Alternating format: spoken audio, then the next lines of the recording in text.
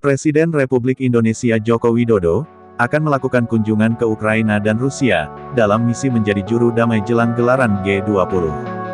Jokowi akan menemui Presiden Zelensky di Kiev, kemudian bersua Presiden Vladimir Putin di Moskow. Kunjungan itu akan dilakukan Jokowi setelah menghadiri konferensi tingkat tinggi KTT G7 di Jerman, 26–28 Juni. Namun, mampukah Jokowi menjadi juru damai antara Rusia dan Ukraina yang saling bertikai dengan bertemu Zelensky dan Putin? Sejumlah pengamat mencoba menguraikan terkait peluang Jokowi membuka dialog damai di antara dua negara tersebut. Profesor Hubungan Internasional dari Universitas Pelita Harapan, Alexius Jemadu, mengungkapkan langkah Jokowi tersebut adalah upaya RI untuk tidak memihak dalam menanggapi konflik Rusia-Ukraina. Ia juga menilai, Indonesia punya potensi untuk menjadi penengah dalam konflik itu.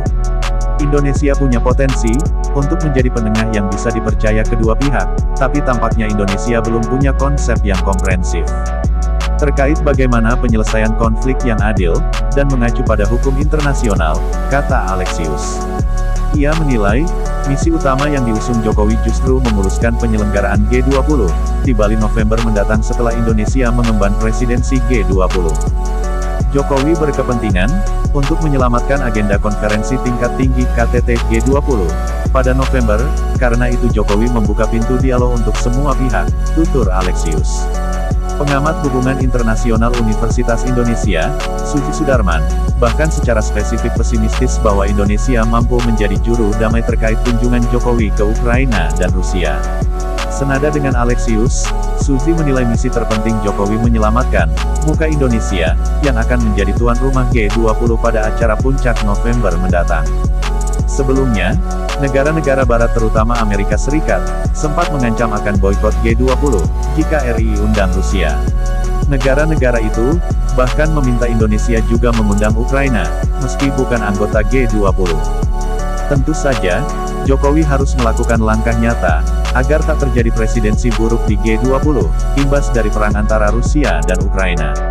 Rencana Jokowi untuk menemui Zelensky dan Putin pun, sebagai bagian dari iktikat baik Indonesia, mengakomodasi dua pihak dengan tetap bersikap netral. Sementara itu, Guru Besar Hukum Internasional UI, Hikmahanto Juwana, menilai upaya Jokowi patut diapresiasi, terlepas keberhasilannya nanti mencoba menjadi juru damai. Hal ini, karena perang di Ukraina telah menyengsarakan banyak pihak, termasuk negara-negara yang tidak terlibat dalam konflik, dan telah berdampak pada perekonomian dunia. Misi upaya damai, dalam rencana kunjungan Jokowi ke Ukraina dan Rusia pun, disebutnya tepat untuk mengetahui kemungkinan poin-poin yang dapat disepakati Rusia dan Ukraina. Rencana kunjungan ini, sama sekali tidak terlambat, mengingat perang di Ukraina masih berlangsung sampai hari ini, dan beberapa waktu ke depan.